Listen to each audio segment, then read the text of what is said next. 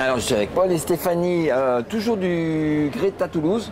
Non. Pas du tout, bon, du CAFOC Toulouse.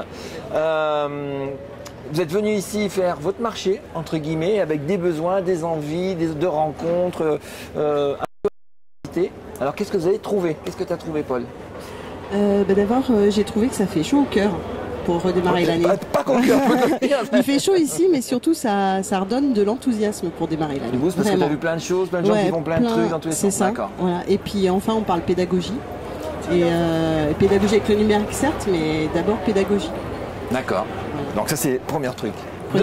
Deuxième truc. Moi, je suis conseillère en formation, ingénieure de formation et formatrice de formateurs à la DAFPIC et au CAFOC de Toulouse. Et donc, on forme des acteurs de la formation pour adultes. Mais aussi on les engage à avoir à chaque fois une posture réflexive sur ce qu'ils vivent et comment ils peuvent s'en nourrir dans leur pratique professionnelle. On forme aussi des profs de CFA par exemple, donc comment s'en nourrir dans leur pratique professionnelle, mais aussi comment s'en nourrir pour le transmettre à leurs collègues. Voilà.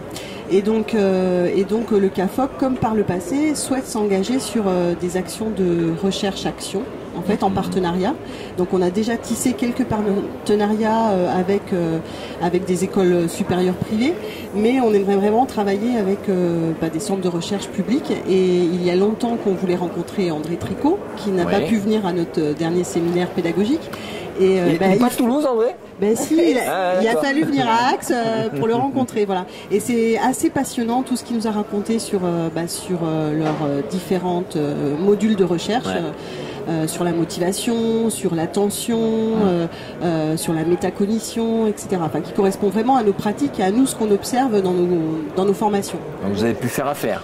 On devrait faire affaire. On a pris date, en tout cas, on a pris date. Bon, André, tu as pris date. Voilà.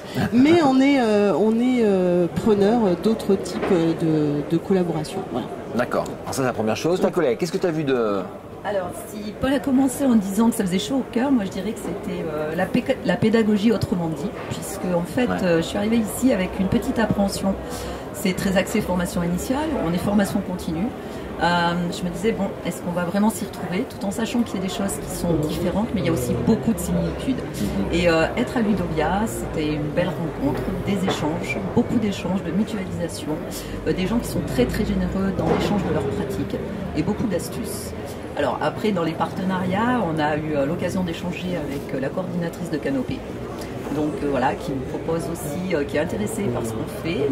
Donc voilà, peut-être un peu un échange de services, un échange de ressources, mais pas que de ressources matérielles, de ressources humaines, de temps et de pratique. Donc voilà. Donc ça pas bricolé, hein. Non, on n'est pas venu là pour s'amuser. Hein. Donc voilà, ça c'est vraiment dans les partenariats vraiment importants. Voilà, ok. Tu avais autre chose à rajouter? Oui, très intéressé aussi par les MOOC qu'on a vu ce matin, un projet européen qui s'appelle Eco-Learning, un projet européen donc pour créer des MOOC assez facilement. Ce qui m'a beaucoup plu parce que dans les Greta on bricole parfois comme dans la formation initiale et parfois même dans les Greta, enfin dans la formation continue pour adultes, on a moins de moyens que dans la formation initiale. Donc c'est souvent nos limites. Nos formateurs ils nous disent mais comment on peut faire, on n'a pas de moyens. Et là c'est voir qu'avec peu de moyens finalement on peut faire des choses très bien. Et surtout ne pas être trop ambitieux dans ce qu'on désire faire. C'est-à-dire commencer par créer un petit MOOC. Un MOOC c'est pas révolutionnaire, c'est de la formation à distance. Bon, alors c'est massif, mais la formation à distance, moi je viens de là, ça fait 20 ans, 30 ans, 40 ans, voilà. Et donc